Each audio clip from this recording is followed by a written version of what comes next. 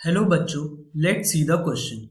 In transforming 0.01 mole of PbS to PbSO4, the volume of 10 volume H2O2 required will be option A 11.2 ml, option B 22.4 ml, option C 44.8 ml and option D 33.6 ml. So basically सबसे पहले concept क्या है इस question का. सो की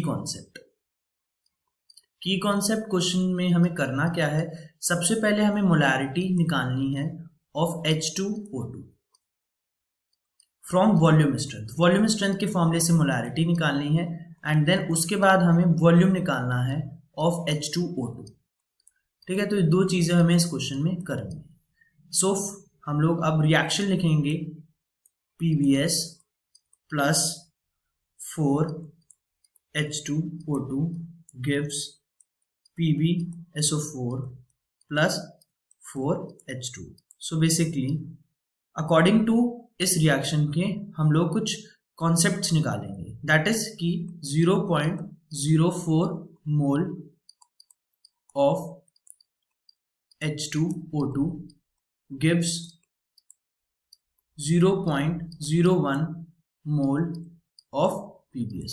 सो ये हम लोगों ने इस रिएक्शन से फाइंड आउट किया. अब हम लोग क्या निकालेंगे? नंबर 1 मोलैरिटी निकालेंगे. मोलैरिटी निकालने के लिए हमें करना क्या होगा? वॉल्यूम स्ट्रेंथ का फॉर्मूला लिखना होगा. Volume strength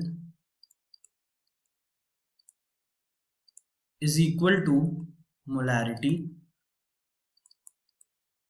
into 11.2. Volume strength M is into 11.2. M is equal to, which is molarity, is 0.894.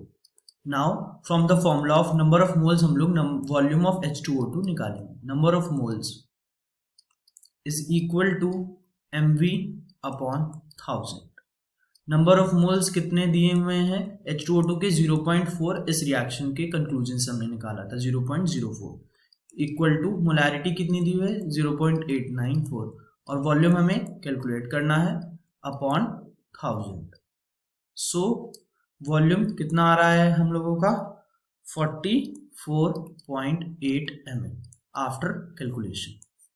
So basic concept इसमें इतना ही था कि हमें वॉल्यूम स्ट्रेंथ के फॉर्मूले से मोलैरिटी निकालनी थी एंड देन फिर हमें वॉल्यूम निकालना था H2O2 का from the formula of number of moles.